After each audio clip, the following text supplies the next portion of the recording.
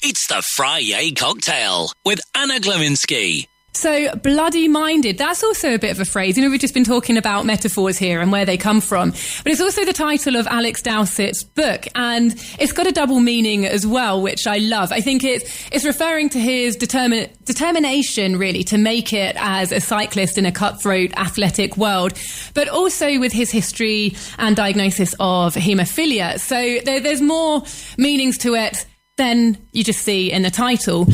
But I'm delighted to be joined by Alex right now. And like I said earlier on, this is a book about cycling. But Alex, hi, and thank you for joining me. This book isn't necessarily just for cycling fans, would you say? No.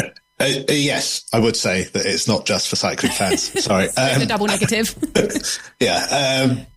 No, because I think, being brutally honest, if you put my Pall Mall as a standalone without the haemophilia sort of side quest, it'd be questionable whether they kind of warrant a book. Whereas I think with what I've had to overcome, which is funny saying that about yourself, because to me, I don't really feel like I've overcome anything. It's all just felt like my life, part of my story. Having haemophilia and everything that goes with it is kind of feels like I wake up and have breakfast each morning. It's normal. So yeah, it's a very surreal thing for it to now be in a book. But yeah, so to answer your question, no, I think anyone would take something from it. A lot of it is around my parents, what they had to endure with my diagnosis and my childhood. And then there's a healthy dose of sport.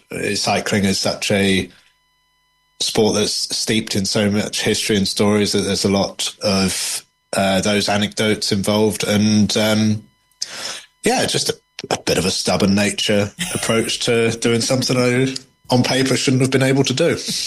And why shouldn't you have been able to do it? Because some people maybe don't even know what haemophilia is.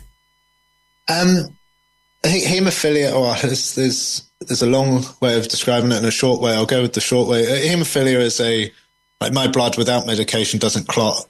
The medication's reasonably new in that it kicked off just before I was born. So I was very lucky in when I was born. So it's very much a new age for haemophiliacs that are now, I think it references in the book a few times, I'm the only elite athlete with haemophilia in sport currently, but I always like to refer to myself as the first, because I think the medication changes means there'll be a lot more coming. So yeah, I was just lucky there, really, but lucky and with that attitude of when you spend a childhood of being told no. So wasn't allowed to play football at school, wasn't allowed to play rugby because they're contact sports, risk of internal bleeding. If you're a kid being told no quite a lot, you develop a bit of an attitude to go out there and either rebel or be determined to show the world what you can really do, which I think was more my story, and very fortunate. And I had parents that recognised that, were willing to throw a little bit of caution to the wind with regard to my haemophilia. And well, yeah, I guess the rest, as I say, is history, but it really did work out far better than what the prognosis was when I was a kid. But sort of to summarise, when I told my haemophilia specialist doctor that I'd taken up competitive road cycling, their exact words were, we'd rather you played chess or a musical instrument. But if that's what you want to do, we will support you. And I'm just very fortunate there as well with the NHS. And would you say that it really is the medication that allowed you to pursue that career? Because the idea is, if you ever crashed on your bike, and actually I'm going to ask you as well, have you ever crashed on your bike? You could potentially bleed and bleed out, not be able to stop. Yeah, certainly the medication is the medication change is a pivotal moment in haemophilia's history. You would have seen haemophilia in the news recently with the sort of blood contamination scandal. I avoided that by sort of five years, basically, even less maybe, which was very lucky. For me, horrendously unlucky for those involved. If I was born in the 60s, my life expectancy wouldn't be past kind of 20 to 25 years old. My goodness. That's how much it's, and then that's how much it's changed. Just internal bleeding into joints, into muscles, is massively debilitating. Older haemophiliacs will often have what they'll call arthritis, but it's accelerated joint damage through bleeding into joints. And a lot of them will have fused elbows, fused ankles, crutches, wheelchairs, all of that, just through the blood not being able to coagulate. So it's the internal stuff that's actually far more damaging than the external stuff. It's often people like, so if you get a paper cut or you bleed to death without any medication, no. But internal bleeding is a bit of a nightmare. I'm really glad you brought that up, actually, because a lot of that is news to me. I was of that mindset of, paper cut, bleed to death, and the risk of crashing. I wasn't so aware of the internal risks and what that posed. And I mean, obviously, you put yourself out there, having this career as an athlete at an international level. Have you had people get in touch with haemophilia, or especially like children or younger people that have looked up to you as an inspiration? You said that you were the first. You like to believe that other people can follow in your footsteps, whether that's in your sport or in other sports. Have you seen any realities of that coming through? Yes, certainly. For sure. I speak to young haemophiliacs and often their parents. There's still stories of sort of big hardships, but there's more stories now appearing of actually young haemophiliacs saying they don't know what an internal bleeding episode feels like because the medication's so good now. Whereas I know I had them when I was a kid. I know what it feels like. With that, you've then got a whole host of different issues where you are telling and it's boys, it's 99%. Generally, females carry the disease, whereas boys have it. So I've got two daughters. They are both carriers of haemophilia, but they won't be affected by the condition themselves. They'll just possibly pass it on. So you're asking, so now with these young boys who have an injection because that's how the medication's given, have an injection every week or every second day, have never actually felt the consequences of their condition, and you're still asking them to sit out like rugby. More boys are playing football now, which is great. You're still asking them to sit out rugby. Like a boxing ring just it's not on the cards for any young haemophiliac. I do understand the irony of being a professional cyclist and the risks involved in the crashes, but I think the main message, and I know I've been an inspiration, possibly even a nuisance, where there's been parents at the Royal London Hospital, which is my one, go, yes, we know about the cyclist, which is, it's nice. I think actually I would say one of the most important messages I've sent, though, without meaning to, was I was at a global conference for haemophilia in Barcelona in like 2015, I think, and a Portuguese nurse got up and said, "I think what you're doing is irresponsible." Right. Because I don't think it's not. We shouldn't be promoting this within haemophilia. And I was pretty floored, but I was fortunate because I had my consultant with me. We were both speakers. And my consultant said, well, let's take the flip side to what Alex is doing. If Alex was not an athlete, he wouldn't be as fit and healthy as he is. And we're pretty confident that helps contribute to his ability to have a really positive experience with the condition. He'd be a lot heavier, which would be, or a bit heavier, I don't know, 20 kilos, which would be more medication. And then if we talk about the cost, more of a cost to the NHS. So I think it's actually the reverse. And then at the same conference, a mother said, what does your team do when you crash? I said, well, yeah, I said, every team asks me. I said, well, if I crash bad enough that I can't carry on the race, then I probably need to go to hospital. And if I crash and I can carry on the race, then I will. I just might have a little bit more medication when I get back to the hotel or home. And they said, okay, so actually from our point of view, not really any different to anyone else on the team. I said, I guess not. I said, I can tell you hospital's going to panic when I arrive, but ultimately, no, from your standpoint, that's no different. And what that gave to that mother is like, well, you are in a fundamentally high-risk environment. Crashes do happen. In every single race, there is a crash. I for a long period, for about half of my career, I would break a bone every 2 years in a crash. It was part and parcel. And she kind of thought, well, if you're in that environment and your team's not treating you any differently to anyone else, then why should my son be treated any differently in school? And I think I was like, he shouldn't really. As long as everyone around him, the adults, the carers, are aware, then there is no good reason. And so I think that was. I really realised the importance of my story at that moment within the haemophilia community. Oh, it's life-changing, potentially, for kids with haemophilia. So I definitely get why you want to tell the story from that point of view.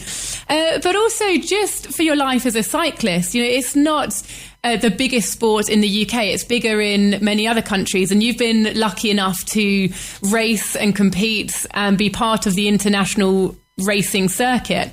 Can you just give an overview, I suppose, of what that life is like? What types of races would you do? What is life like as an international professional cyclist? Oh, it's nuts. It's now that I've been retired for 2 years now, and it's more nuts now that I lead a more normal life than looking back on what I did. It's having a suitcase half packed 365 days of the year. It's getting teams looking far more polished from the outside than they are on the inside. So it's getting a boarding pass through on your emails for a race that you had no idea you were doing, and a boarding pass for the next day. You're like, oh, I guess I have to go, and I have to go.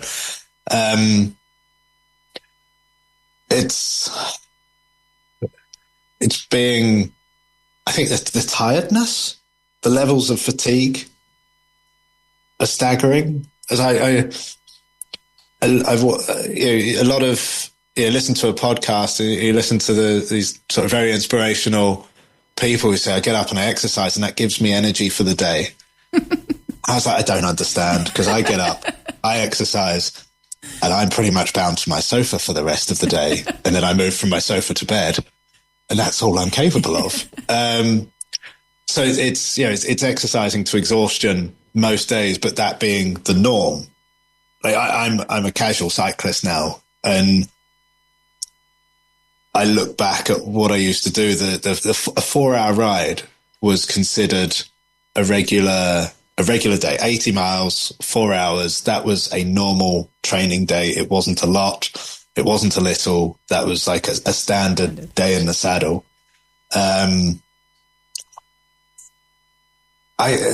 An hour and a quarter is about not my limit now, but that's when the novelty wears off. That's when I'm sort of wondering what else I can do. I have a lot more respect for what I used to do now than I did when I was in it.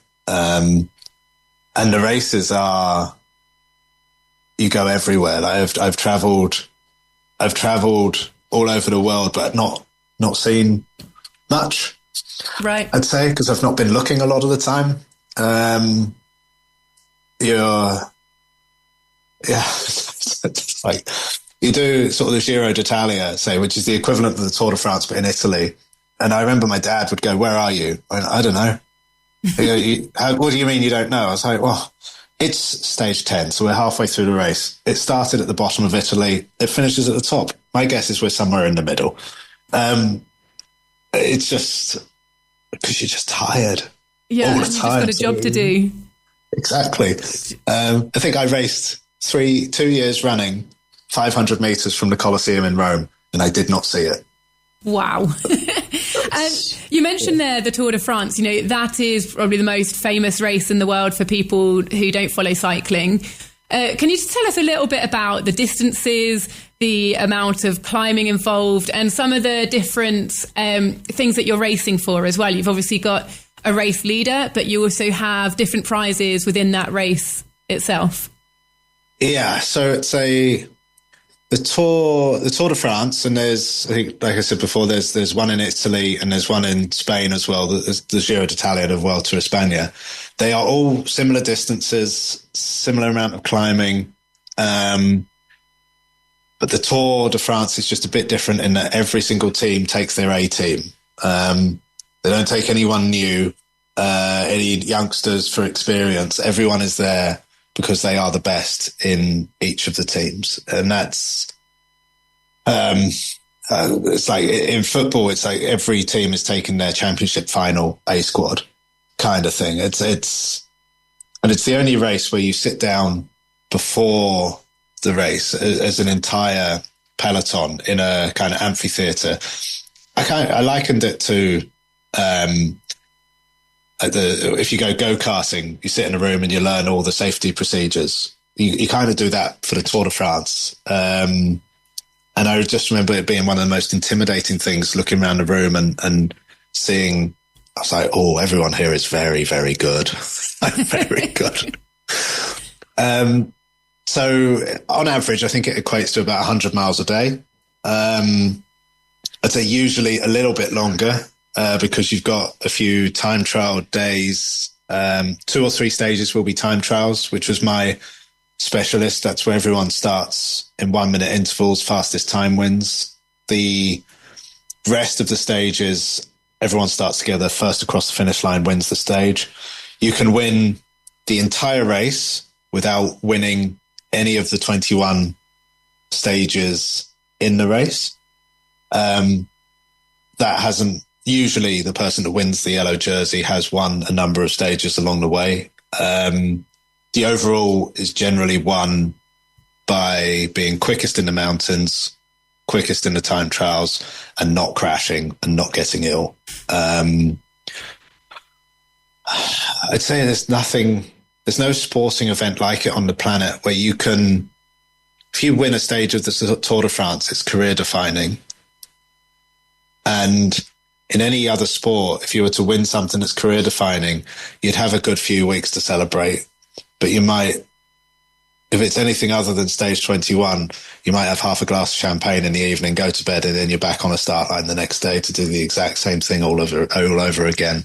It's, there's 20-mile mountains, there's altitude, all weathers. It's brutal. It is brutal. And it also has an atmosphere as well. You know, it's the competition in cycling that draws the crowds, it draws the public. You've got people screaming at you on the sidelines. What's that like as well? It's amazing. It's amazing. It really is amazing, actually, to be riding, 100 miles and just have 1, 2, 3 deep people like the entire way. Wow. All the way. We kind of like, we do stop for a wee every so often during stages because it's not full gas from start to finish. Usually it starts fast, there's a low in the middle, and then it finishes fast. In the low in the middle, we'll try and find somewhere to wait. Very difficult with the amount of spectators there are along the course in the Tour de France. But it's wonderful. Compared to the other races, it adds a whole new dimension of euphoria, but also like stress, because you just, there is no time to relax. You always feel like you're when there's a crowd, it really does bring something, and you get energy from that. But then when you finish a stage, you're just like, that all just dissipates, and you feel very flat when you get to your Holiday Inn hotel room. Yeah, but still, like you say, looking back on it, you can see really how amazing it was, and you've experienced something that so many people will never even get close to experiencing in their whole lives. It is amazing. You also mentioned as well that your forte is time trialing, so it's you against the clock. Now, there's this thing called the hour record, which you have. You've had different relationships with that record. First of all, Can you tell us what it is? Our record's, it's possibly the simplest bicycle race on the planet. It is as far as you can travel in an hour from a standing start. And it's always done officially inside a velodrome. So a 250 meter banked, indoor cycling track. Yeah, that's pretty much it, Anna. That's riding the race. Around in a circle for 1 hour as fast as you can. You've had some success with that. Let's talk about the success story. Well, it's interesting. I attempted it twice, and I view both of them as a success in their own way. The first time I did it, I covered 52.937 kilometers, which was enough to break the world record at the time. In miles, I think that's about 32 miles. So if we just sum that up, that is going steadily at nearly 60 kilometers an hour for a whole hour. I like that you said nearly 60, yes. It's just because you went into like decimal numbers there, and nobody needs that. Okay, 53 kilometers in an hour, and that was enough to break the record. I was happy. And then Wiggins came along and broke that record. So another very famous British cyclist, Sir Bradley Wiggins. Yes. Yeah. He did 54.5 kilometers. That was then broken to 55.2. Then I went back for a second try, because even though I'd broken the record in 2015, I felt like I could have gone faster and further. That attempt was the epitome of like train hard, fight easy. Even though it was a very simple event, it becomes a very complicated thing to do, because you're trying to run the risk of not going over your limit, because once you go over your limit, it's very difficult to come back from that. And so we were very cautious. We hadn't made some mathematical mistakes, but I think we just underestimated how fast race day would be. You put the temperature up in the velodrome, warmer air makes the conditions faster. We went from the London velodrome to the Manchester one, which was a little bit faster. Race day tires, things like that just make it faster. So in 2015, as much as I broke the record, I kind of thought there was more in the tank there. And it gave me a bit of a desire to go back, try and get the record back, but also show myself what I could really do. Mm-hmm. So we went back in 2021. We were due to go back in 2020, but COVID. Went back in 21 and I did 54.555 kilometers. Sorry for the decimal points, but I was 8 meters further than Bradley Wiggins went. But unfortunately for me, the record had been moved on to 55.2 at the time, so it wasn't enough to break the record. But I came away from that and I was like, it's a very respectable distance. It's still kind of the 5th or the 6th furthest attempt in history, and because it was I did it privately, kind of off my own back with personal sponsors. We raised £55,000 for, ironically, like 54.5 kilometers, but we raised £55,000 for my charity, Little Bleeders, and the Haemophilia Society. So, whilst the second one didn't break a world record, I'm almost prouder of that than I was the record breaking. Oh, it's definitely worth taking your hat off to. It is incredible, and it sounds like you've processed it in such a positive way. But your book, and I really want to sort of promote, I suppose, the book to the listeners, opens with the story of not getting the record. And it was very, I suppose it's just really human to anyone who's ever most people wouldn't have never tried to risk something, go for something in such a public way and not get it. And I found that section of the book so raw. And because, like I say, it's relatable, most people won't necessarily go for the hour record, but people will face moments in their lives where they have the opportunity to risk something and not achieve it in front of people, and people won't take that risk because of that fear of failure. And that's what I think I find so relatable about that part of the story. And obviously you've processed it really well. What did it feel like at the time when you were actually doing it? And was there a moment where you thought, actually, I don't think I'm going to get this? And did you feel it? I knew after 35 minutes, so still had 25 minutes left. I knew I wasn't going to get it, and no amount of. I don't want that to sound defeatist to anyone listening, because it's kind of a numbers game. If I lose, I'm struggling to hold the lap time I need to hold every lap, every 16.3 seconds. Suddenly it slipped to 16.4 seconds, 16.5. That builds up. And so that I know at some point in the last 25 minutes, and I'm struggling here, I know I don't need to get back to 16.3s. I need to get now back to 16.2s, 1s, 0s. And I can't, no matter how hard I try, I can't get back to 16.3s. So I kind of then just know that I kind of, at that point, I know it's gone, but I also know that I'm still going much faster than my previous record.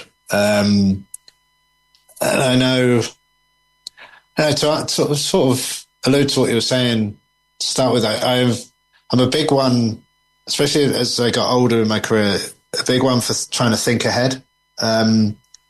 Whether that be a year, like a month, an hour record, or sort of simply to the end of a 4 or 5 hour training ride on a cold, wet, windy day.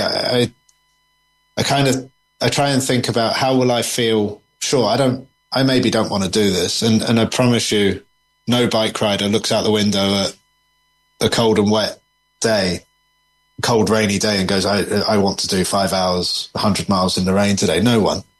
I used to think about how am I going to feel about myself at 5 p.m. tonight if I don't do this? And I'm going to feel pretty rotten about it. And I know if I do this, then I'm not going to enjoy it whilst I do it. I'm going to be very proud of myself when I'm finished. And that to me was the important thing. And I knew if I finished my cycling career without having another go at the hour record, whether it was to break a record or not, just to really,